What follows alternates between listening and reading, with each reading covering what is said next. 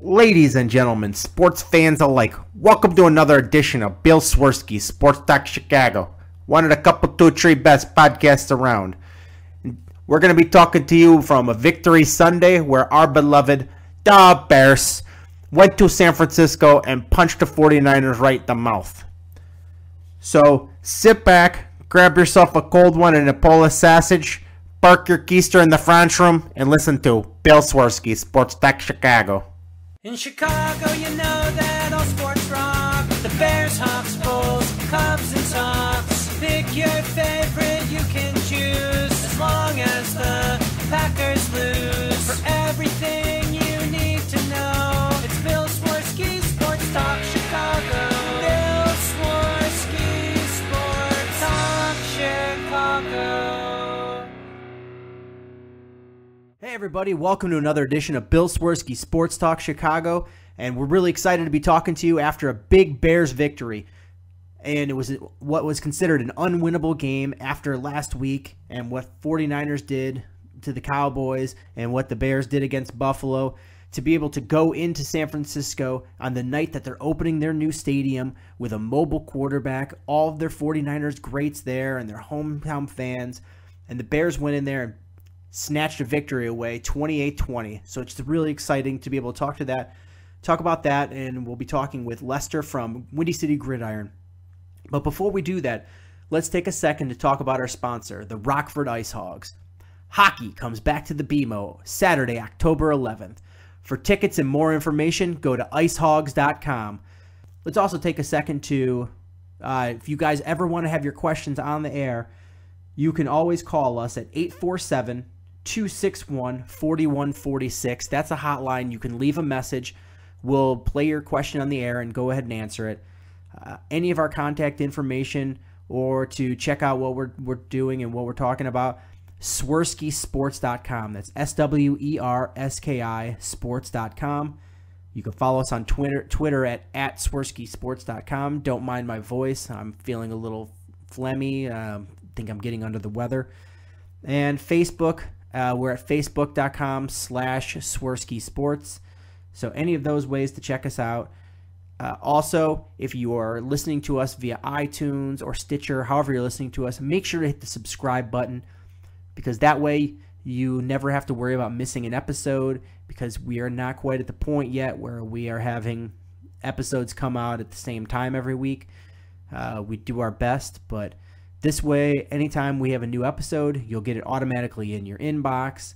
And if you are so kind, we would love for you to take a second and give us a review on iTunes. That way, it kind of helps boost our numbers and people being able to search and find us. So definitely take 5 seconds to do that. We'd greatly appreciate it. So without any further ado, welcome to Bill Swirsky Sports Talk Chicago. We're speaking with Lester from Windy City Gridiron. Good to have you. What are your thoughts about the game? That was a craziest variance of emotion I've had in a game in a long time. I mean, I didn't really think the Bears were going to come out on top in that game. I don't think there was many people that picked the Bears this week. The way it started just looked terrible. You know, I was talking earlier on Twitter. I tweeted out that a 10-0 lead seemed like it was over, and the Bears just kept battling, and the defense made some plays, and the offense started clicking in the second half, and just a really big win for the team right there. Yeah, I mean, after the last game, we were talking, and we both said the same thing, that it was going to be a long night because the 49ers were going to run the read option. They were going to play really physical and smash mouth football, run it up the middle, and the Bears were going to have a lot of hard times with that. And they did at first, but they really turned it around by halftime. Yeah, it was crazy.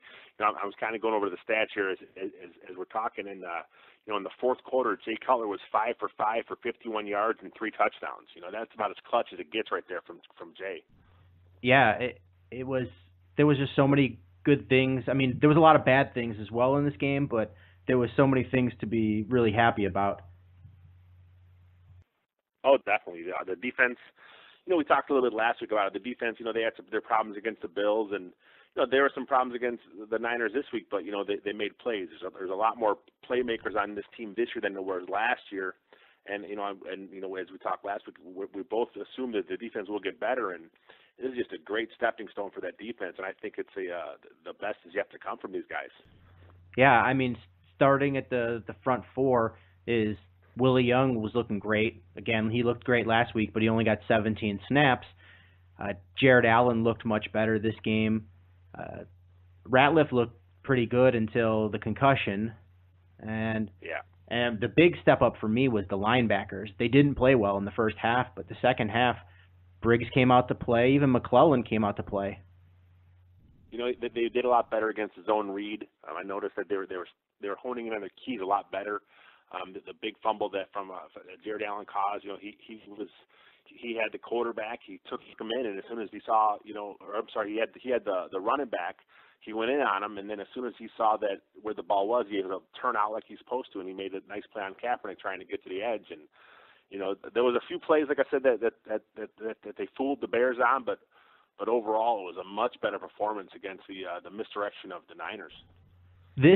The second half of this game is exactly what I was expecting the Bears to be for this season. It was play defense well enough, get some key stops, and then have that juggernaut offense turn on. And that's really what they did against the 49ers. The second half, the 49ers just couldn't stop the Bears' offense. This team is built to win on offense. And if the offense isn't clicking, the defense does not have enough at this point. I don't think they haven't played together enough to be able to be cohesive enough to win games for you. But if you're able to put some pressure on the opposition, get them to where they have to start throwing the ball, and then your defensive line can just start going after the quarterback. That's what you have to have on this Bears team. Yeah, absolutely. And a lot of people were really upset after last week that the Bears defense was still awful. But the thing is they brought in a lot of new guys that could make plays, and all they needed to do was make those plays. Last year, they just were missing guys that could make plays. So not only were they not making them, I don't think they were really capable of making them. And I think they brought in some defensive ends that could make an impact, got some healthy guys at defensive tackle, and then brought in some new safeties that could make a couple plays here and there. So and definitely Kyle Fuller. That was a big upgrade. So just an outstanding game from the rookie. Yeah, definitely. He was playing in. Then he was forced into more action when the injury to Tillman. The Bears were actually down to no healthy corners except for the two that were playing at the end there. They had Brock Vereen playing at nickel. It's something that I don't think he's even practiced at all this training camp or preseason or anything. So the fact that they were able to pull it together and make some stops at the end is just, all things considering, it's pretty miraculous. No, absolutely, and it was Kyle Fuller's coming out party. I said before the draft when I was going position by position and looking at the plays, and I knew about him, but when I actually started watching the game film of him, I said, if you pull the tapes of the show, I said he's by far the best cornerback in the draft, and I think he's proving it. He played so well tonight. He's one of those guys where if you just watch the gameplay when he was in college, you don't notice a lot of the really big eye-popping plays. His speed is not, he wasn't as fast as some of the other guys. And as far as some of the other stuff he does, he's just really a technically sound player. So when you actually watch him play, just focusing on him, you see he does so many good things. He's a real good tackler. He has obviously good enough speed. He has good ball skills. He seems like he has a really good football IQ. He has a lot of the good bloodlines in his family, so he grew up with the game. So he's a guy that's going to be a good player for the Bears for a long time, hopefully. Yeah, and I mean, speaking of other corners, is Tillman with the tricep injury and the same arm that it cost him the season last year. Just judging by his face and the tears that were coming out of his eyes, I think he's probably played his last game as a Chicago Bear. It's possible. I was kind of going through Twitter, and one of the guys, I forget which one of the guys that was there that's at the game, but he said that Tillman's his tricep wasn't wrapped. So if you're looking for a silver lining, the fact that he didn't have the arm wrapped up after, that may be good. Hopefully he's not gone for too long. If that's the case, that's tough because he's definitely one of the best Bears of all time. Yeah, I mean, I love Peanut Tillman, and he's he's not only been a good football player, but he's been a really good teammate and a good person as well, and makes it a much more tough loss. Yeah, I mean, he does so much stuff off the field with his charity, and he's one of the first Bears that does stuff, outside to help the kids, and he's just really giving of himself, and just plus the stuff in the field. He's so good. It'll be a tough loss if the Bears lose him, obviously, but you got to roll on. There's a lot of football left this year, so we'll see what happens. Yeah, I expect they've already made phone calls to Kelvin Hayden. Oh yeah, well I think he was going to come back anyway. The Bears just kind of got caught up in a weird situation with having two injuries to the receivers they weren't sure of, and then they kind of got stuck with now they lost Tillman and McManus went out, so there's your other backup corner. So they kind of got a weird situation, and they're going to try and do some stuff this week with, again, like you said, with Hayden, and I wouldn't be surprised if they bring another guy back depending on the injury to McManus. I'm wondering if they're going to consider bringing up Ahmad Dixon, who they signed, and put him in because he's on the active roster, I believe, but he's inactive for tonight. So I wonder if he'll be playing. He was another guy who I liked coming out of the draft. Yeah, if depending on Conti, how his shoulder, is, they may need extra safety. They have a couple corners on the practice squad too. They may have to look at, but these injuries, it's rough. You got a defensive tackle went down, so you got to see how all these injuries shake up. And the good thing is the Bears play on Monday, so they'll have one extra day to figure things out. Yeah, and there's going to be a lot of figuring, but they definitely, it's one thing that's been a knock on the Bears since Trestman came in, is the second half adjustments, and they did it both on offense and defense. The offense picked up a lot of things that they were having difficulty moving the ball on the 49ers with trying to get their wide receivers open on speed routes. So instead they used their big bodies and positioned them, let them go to jump balls and turn routes, and tested the corners for the 49ers a little bit with some double moves that really opened them up. And on defense, their game plan was the same. It was stopping the run and forcing them to beat them with the pass. And I think the difference was that they didn't give up any of those, nice sized chunk runs, and they got to Kaepernick a couple times. Yeah, I think there was only the one big run the Niners had, and it was actually called back from a penalty. So, the defense, I thought they played pretty well. So it's definitely something to build on. Yeah, I mean, still a lot of sloppy play on the special teams units. That's still frustrating because under Dave Tobe, we're so used to having one of the best special teams units in NFL, and they've really fallen off with DeCamillis. Yeah, the special team, they got to do something to clean it up. They don't have a return guy. It's just pretty sad. The good thing is you don't need a guy that often. But when a guy is as ineffective as Perry was, when he takes the ball that deep, take a knee, because there's nothing going to happen good, I don't think, when he brings it out. No, his best return of his career has been where he took a knee and then let the 49ers have a 15-yard penalty. Yes, that was it. So, there's a chance with Chris Williams, on the active roster now. Maybe his hamstring's healthy. Maybe he'll show him something in practice and don't give him back there. He had a lot of success in the CFL. It's a different game, obviously a different field, but he has the speed. And at this point, I want to see someone back there that has some speed and has the chance to go to the house. Yeah, Chris Williams returns when he was in the preseason.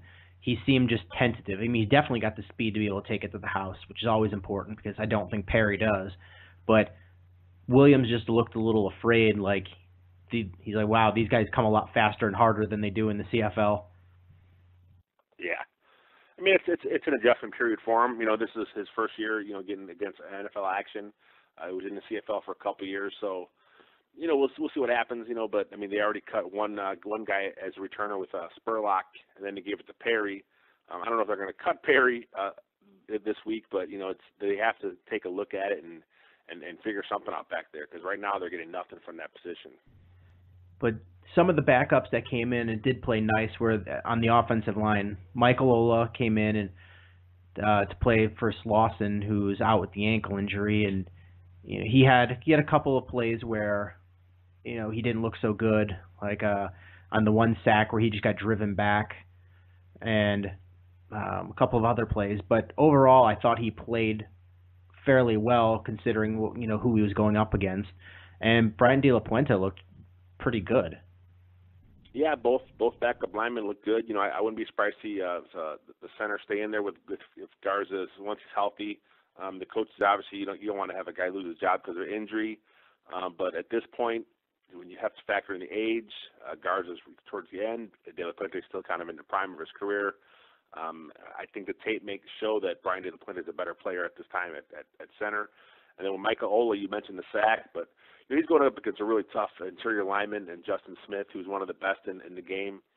So to get bull rush back by him, that's really you hate to see it, but that's something that he can look at the tape and build on. Yeah, I'd much rather have him get beat by a bull rush by somebody that's one of the most powerful guys in the NFL than get beat on a swim move and look really bad. I mean, at least with the bull rush, that's something you're going to work on and get stronger as you start playing in the NFL more. But I mean, it didn't look so bad. That was okay. I mean, it's something, like I said, something to build on. This is his first ever start in the NFL, so you gotta remember he is a rookie, even though he has some experience in the CFL. But he has to obviously get better. The high ankle sprain is something that's usually a couple week thing, depending on how severe it is. So I wouldn't be surprised to see the starter back in there, Slauson. But if not, I have confidence that Mike Ola can be the guy. Yeah, and speaking of the defense again, in the second half they played really well. I think had Kaepernick not been so fast and athletic, that it would have been much better and less climactic at the end, because there was just a couple plays where Kaepernick was able to escape sacks and pick up some good yardage and outrun people just because of how fast and athletic. Had you had somebody even that was mobile but not as fast or athletic, there would have been a lot more sacks. Yeah, the Bears put a lot of pressure on him. They had actually 3 of their sacks came in the fourth quarter, and he also had 3 scrambles where he was pressured. He had to run, so the Bears were getting to him. They had a little problem with some contain a little bit, but that's going to happen. The 49er offense just they were pounding on the Bears all game, so I'm sure they got a little tired. So it was nice to see the rookie Will Sutton was in a little bit at defensive tackle.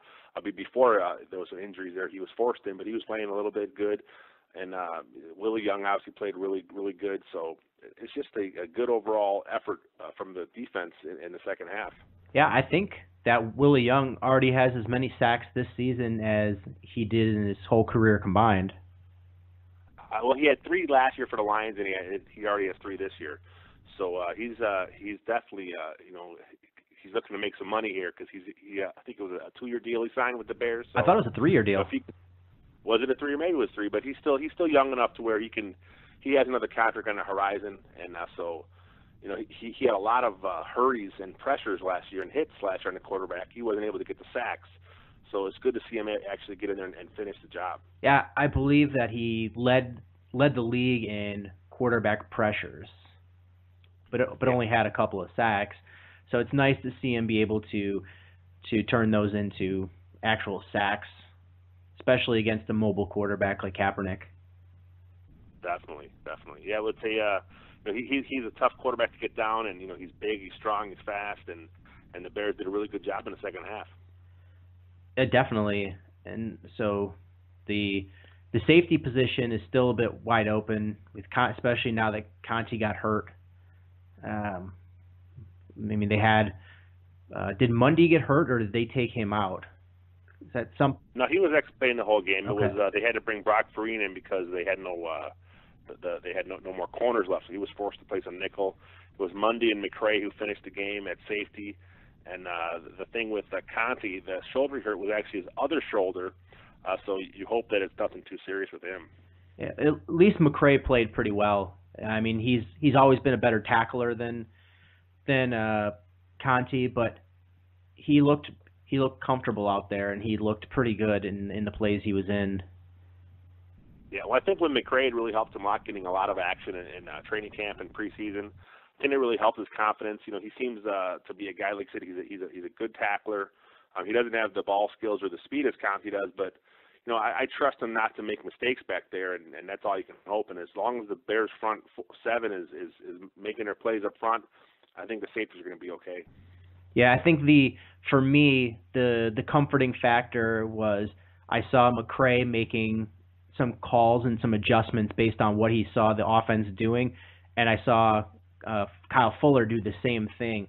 So it makes me feel a lot more comfortable that not only are they out there playing, but they also are very comfortable with the defense they're running and being able to read what the offense is doing. So you can see that there's something churning upstairs, and that they have a good football IQ. Yeah, I mean, you want to have your safeties be guys that are back there and they get accustomed to what's going on in front of them. That's why when Conti came back, that was the big question mark, was will he be able to make the calls again?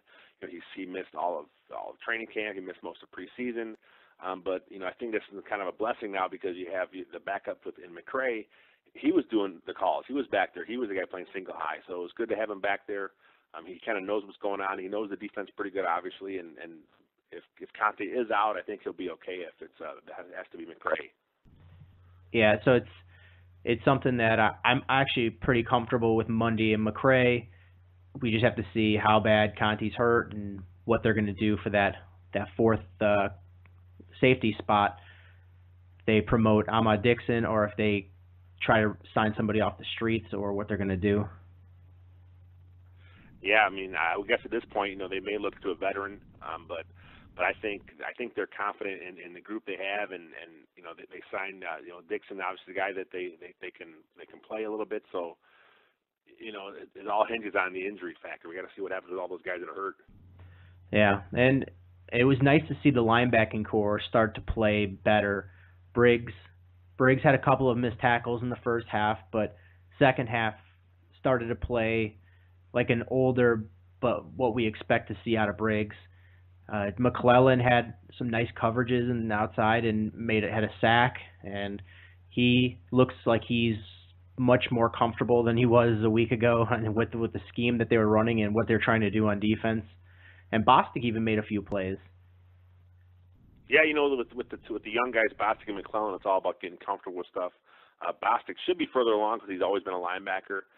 You know, he had a couple plays in the read option where he seemed a little out of position, where he kind of was, I know one of the runs by Gore, he kind of sucked a little too far inside, but you know, that's going to happen when you're playing a team like the Niners. They're really good with the ball. You know, even the crew on the TV tonight, they really showcase a lot of Kaepernick's ball skills. You know, he's just he's really smart with the ball. He's really tricky back there. So that's going to happen. And then with McClellan, he's a guy that he's going to get better. You know, all year. You know, he's in a new spot.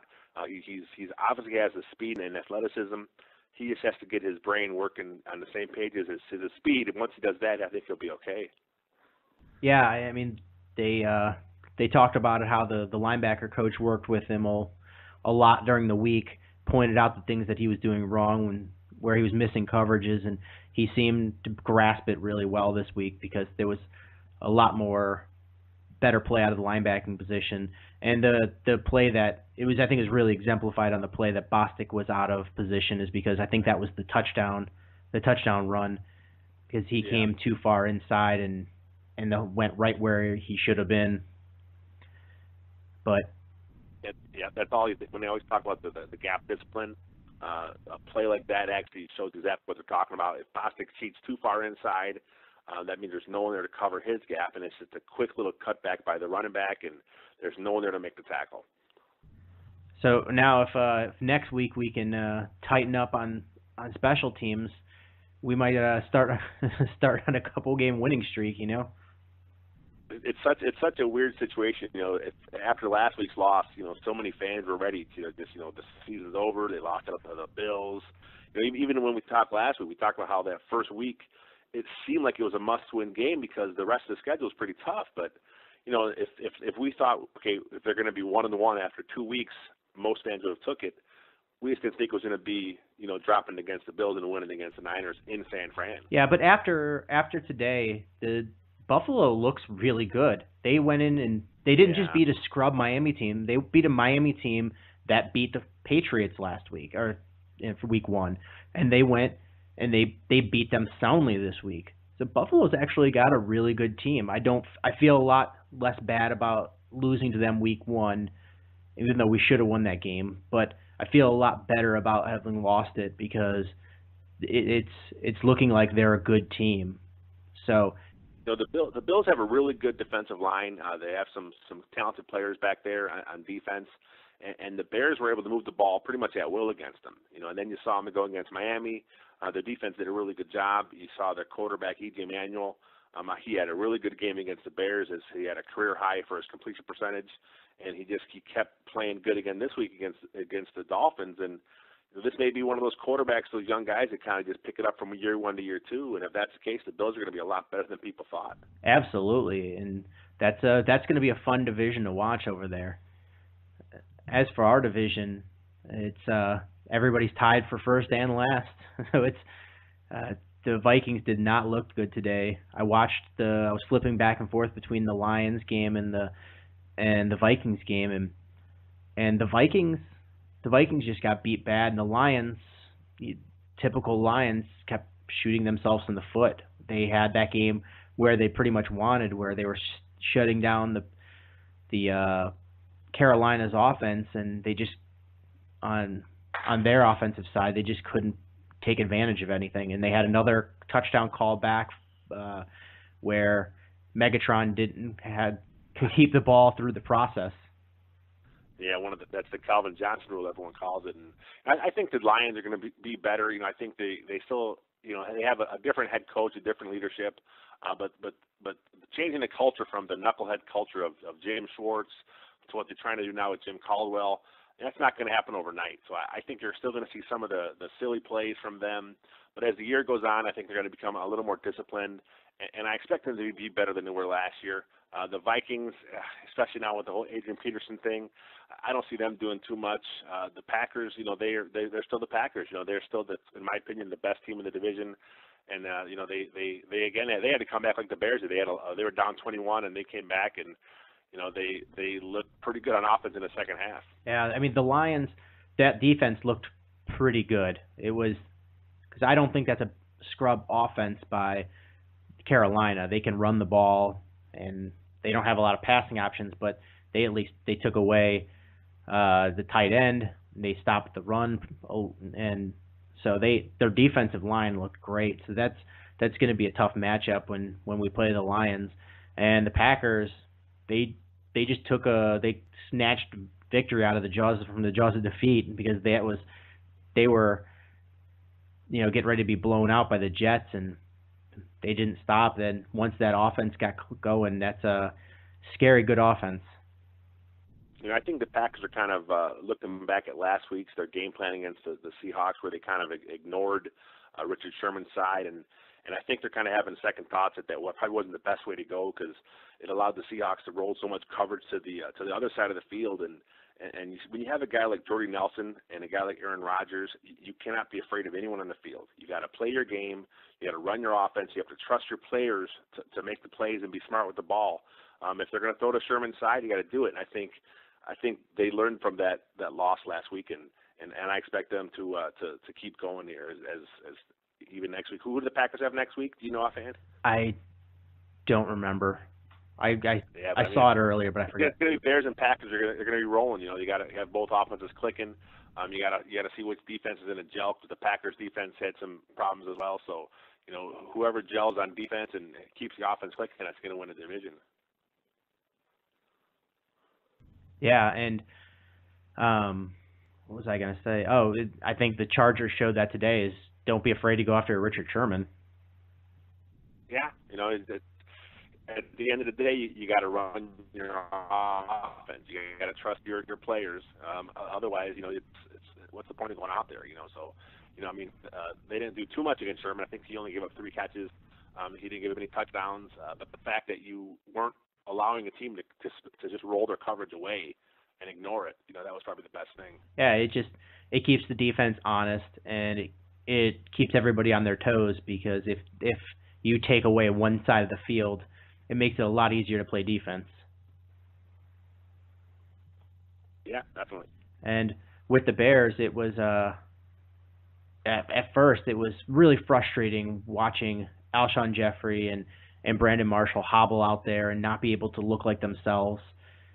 And once the Bears kind of figured out what their limitations were and what their strengths still were, it was really nice to see Jeffrey use his big body and Marshall go up for passes, and there's not too many guys that are going to jump up and beat Brandon Marshall on a jump ball. So it was really great to see them make that adjustment in play. Yeah, I think that first half they were kind of Mark Trestman was kind of just feeling his guys out, seeing what they could do, what they couldn't do. It was good that Jeffrey was able to keep his hamstring warm through the halftime. I thought maybe they might have to sit him down if it got a little tight. But he came out in the second half, did okay. He finished with 3 catches for 47 yards, which obviously is a lot lower than what you'd like from him. But considering he was playing on pretty much one leg and he looked it, I think he did pretty good. And as Marshall, he had 5 catches, 48 yards, and then those 3 big touchdowns. They definitely made the plays when they had to. And one thing with the game plan I was a little surprised about is they didn't run that 2 tight end set more often. I thought that could have taken advantage of some of the what the base defense of the 49ers is, and give them the Bears back some of the advantage. But instead of doing that, they started running different routes with their wide receivers, and Santonio Holmes picked it up and looked like a true number 3. He had a couple catches. I think he's a guy that still doesn't know the playbook all the way. I'd like to see him get more involved as the year progresses, and because he obviously has the speed, he has the hands, he's a talented receiver, and take a little pressure off the 2 big guys also. Hopefully that they didn't have any setbacks in their ankle and hamstring. Hopefully those guys will be good to go by Monday night. Yeah, because the nice thing is that Santonio Holmes knows that he's at least the number 3 guy, barring injury, until at least the halfway point of the season. And then we see if they bring back Marquise Wilson or not, how his injury is. But it would be great to see a healthy Brandon Marshall, Alshon Jeffrey, Santonio Holmes, and Marquise Wilson, because that gives the Bears 4 legitimate options at wide receiver. Yeah, even last year they played Jeffrey and Marshall, pretty much every snap. They have a few off here and there, but to give those guys a little blow every now and again, if you have a guy like Marquise Wilson that can come in and play the outside, I think it helps you. The Bears are also missing Josh Morgan today. He was inactive, so there's another receiver that were down today. So if they get some guys healthy, I think this offense is going to keep rolling. Yeah, and having 4 wide receivers, I think that gives Mark Trestman his wide open playbook, where he's going to really throw some crazy stuff out there at defenses. Yeah, what it does is it lets you take your guys and move them wherever you want. You can go 4 wide with both Jeffrey and Marshall both in the slot, and now you're putting a lot of pressure on how the defense is going to play. Are you going to keep your nickel there in the slot? Are you going to rotate him, kick him out? Are you going to bring a linebacker over to get your tight end split wide? It allows you to really move the chessboard around, so to speak, as an offensive play caller. Yeah, and to this point, I don't think Mark Trestman's even opened that playbook that wide yet. And to see this offense clicking like that, and him having a reasonably limited playbook based on injuries and talent that they have, it's pretty amazing. Yeah, the injuries were tough. The inability to run the ball today kind of hurt them, but they kept plugging away. They stayed consistent to what they wanted to do the whole game. It's just that it started working for them in the second half. There wasn't a lot of different stuff except for the stuff with the receivers doing a little more back shoulder and stuff like that. But they just as Trestman did what he had to do, and he got the carries to Forte when he had to. I thought in the second half he even though he didn't go to him all the time, he went to him enough to keep the defense honest, where the play action was still effective. So it was a questionable game plan at first, but as the game went on, I kind of saw what he was trying to do, and I mean, we got to remember the 49ers are one of the top teams in the NFC, so, to go there and beat them in their place is just a really big win. Absolutely. And if there's anything we took away from this game is that Jay Cutler's a tough SOB, is he took a mean shot dead into his chest and got right back up and marched the team down. Yeah, it was a tough hit. I don't know if you caught the post game when they talked to him on NBC, but he said it felt like his chest, touched his backbone. He said it was hit so hard. So the fact that he got up and he did so well after that, just that shows how tough the guy is. Yeah, I mean, there's so many guys in that play and that are announcers that don't give him that credit and still cite that NFC Championship game where he couldn't go anymore. And it's a shame because the guy, not only is he tough and shows what he plays through, but he's also easily the best quarterback that we've ever had on this team. Oh yeah, I mean he's going to have his plays. The stuff last week when he threw back across his body. Some of the greatest quarterbacks that ever played the game have still done that stuff through their whole career. It's just he's a gunslinger. That's what he is. It's a little bit of the stuff Brett Favre did. He's going to trust his arms and trust his guys to make plays and to go out there and do what he does. And then, he has a game like that last week where he had really good numbers except for a couple bad plays. And then, this week, he had, 4 touchdowns and no turnovers. So, you got to take some of the bad if you're going to expect all the good. Yep, it's exactly what you're going to get. So after watching the Jets this week, I mean, they're a tough team as well. So going into next week, it's no cakewalk, but it's definitely a winnable game. The Jets have a pretty good a front four. They're getting at the quarterback pretty good. But I like the Bears' pass protection. I thought they did pretty good. This against the Niners, they're a pretty good team at contested quarterback.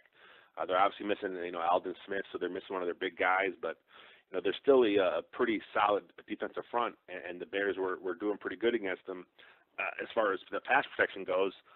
So if they're able to hold up a little bit next week, and if Marshall and Jeffrey are good to go, because the Jets don't have very good corners, I didn't think. So, if they're able to get, the pass pro, keep it where it is, and Marshall and Jeffrey are a little more healthier, and I think the Bears should win next week too. Which is as weird as it sounds. It could be 2-1.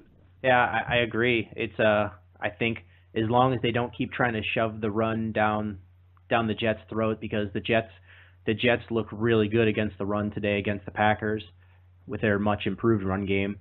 I think if they just utilize it to keep the defense honest and try to augment the run game with some short screen passes and dump offs to Forte, I think that's going to work well, and they're going to be able to exploit that secondary for the Jets because they did not look good today. The secondary, if they didn't get to Rodgers picked them apart. Yeah, they couldn't stop Jordy Nelson, and I think Marshall and Jeffrey are, at least as good as Jordy Nelson. Obviously, they're the best tandem in the NFL, but they got to be healthy. If they're healthy, I think they're going to have a field day back there. And Calvin Pryor is safety for the Jets. He's a rookie, so he's prone to make some rookie mistakes back there, so they can exploit that. And as we saw last week, Trestman dialed up I think 50 pass plays. So if the run's not there, he has no problem just letting Jay go out there and wing it. Yeah, and after watching the game today, it was seeing the 2 safeties that I think 99% of Bears fans were screaming that they wanted, either Calvin Pryor or HaHa Clinton-Dix, and watching them 2 play, you could see that there's a lot of talent there, but they're still rookies and making a lot of mistakes, and I think Bears fans would have lost their minds if they had to throw a rookie out there at free safety for this defense. Yeah, I mean they have a pretty good prospect in Brock Vereen. I'm excited to see what he becomes as his career goes on, and when the draft was coming up, I wanted them to take Calvin Pryor. I thought he was probably the best safety, a little better than Clinton Dix. I thought they needed to have a guy that would just go out there and be a physical presence back there, and I was a little disappointed at first when they took Fuller over Pryor, but then I went back to the tape and I looked a little more at Fuller's game and I saw what Phil Emery saw. He had him as his top corner on his board. So I definitely saw why he had that, and obviously this game this week, a couple picks, he looked really good back there. Yeah, I said the same thing. Calvin Breyer was my guy in the first, and when they said Kyle Fuller, I just, a lot of my friends were like, "What the hell? What is going on? Why?" And I was like, I'm fine with it. I'm like, they just got the best cornerback in the draft, and I'm fine with that because Tillman was hurt all last year. He's on a 1-year deal. He's probably not going to make it the whole year. I was like, we got to steal at this pick, getting the number 1 cornerback. And I'm like, it sucks to lose out on the safety, but we got a really good football player. And I think it's actually going to work out better for the Bears because Brock Vereen, I think, looks very talented out there. He's got the physical tools. He's getting a chance to really work himself in slowly, whereas getting thrown trial by fire like Calvin Pryor and Clinton Dix. Yeah, I mean, plus I wasn't as anti-Conte as a lot of guys were. I thought a lot of his problems were because of the front seven last year. So the fact they went with Fuller, it tells me that the Bears were obviously okay with Conte. They made a couple other changes. They let Major Wright go, but they trusted in Conte, and Conte came in, and in the little bit of time he had, he won the starting job, and that's 2 picks in 2 weeks for him. So hopefully his injury's not too bad. Yeah, we shall see. So is there anything else you want to add? It was a late one, so. Yeah, no, I think we covered a lot. We covered a lot of stuff, and it's just a matter of, it doesn't matter how the Bears got here, but they're 1-1 now after 2 weeks, and that's all that matters. One thing I just want to say is all these penalties were so frustrating. It didn't matter if they were against the 49ers or not. It was so frustrating to have so many penalties. Yeah, I'm not sure what the final numbers were, but it was. I know the overall record, I looked it up, is 37 penalties by 2 teams, and I thought they were going to get close to that, but it was bad for the game. As a fan, it was just tough to sit through all that stuff, and hopefully, I don't know if it's just the refs trying to make a statement. I know they mandated being a little tougher on some of the hands in the face and stuff, but they got to figure something out because this is just not fun to watch as a fan. Oh, absolutely. And in the preseason, you always expect to see a lot more flags than you do in the regular season because they're getting back in the swing of things as well. They've been off, and they want to get readjusted to the game. And plus, there's the rule changes and the things that they're told by the league to focus on and yada yada. So you expect them to call a lot of ticky-tack things that they're not going to call in the regular season, but the refs look like they're in preseason still. It's a lot of ticky-tack things, a lot of misplays. It's just they're huddling up about random things. It just looks like amateur hour almost. It looks like it's still better than when the replacement refs were in, but it's not too far past that. Yeah, I'm looking at the numbers here. The Bears had 10 penalties go against them, and the Niners had 16 go against them. I know there were a few other ones that they threw that were either offsetting or were declined. So, that's 26, total right there that were accepted. And that's pretty ridiculous. Oh, it was absolutely ridiculous. And even ones that were benefiting the Bears, it was at some point I was like, just let them play. Just let the guys play. It's one thing, hands to the face, if you just get a stiff arm right to your face mask at the line. But it's another thing if the guy was blocking your chest and it slips off the chest and it's into the face. Like those are two completely different things. And I think if you go back to the emphasis that the league put on, I'm sure if you asked them to clarify, they would clarify that difference. And so you as a referee need to make that decision.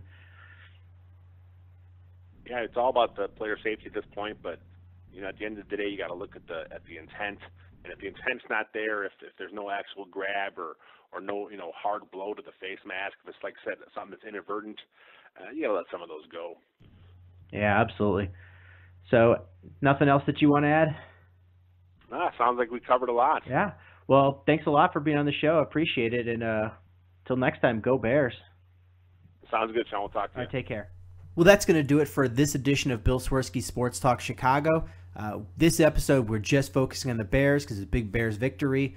Like last week, we'll do another show later on in the week where We talk about all kinds of other things like the Bulls and the Blackhawks, who are opening up training camp soon, Cubs and Sox, and any kind of miscellaneous things, and hopefully have on a guest. And we'll put that up midway through the week. We'll probably do that a lot during the season. So definitely make sure you check out that episode as well. And until next time, thanks for listening, and bear down. Cubs win! What a lucky break! The good Lord wants the Cubs to win! We thank Ditka and God for all they have provided. Cubs win! Cubs win! Cubs win! Oh, I don't want her. You can have her. She's a Packer fan. She can't fit in my van. And she looks like Remember, New Yorkers, smoking crack is not legal on planes. Bears 31 to -7. the Bears. Oh, when the Bears go bearing down.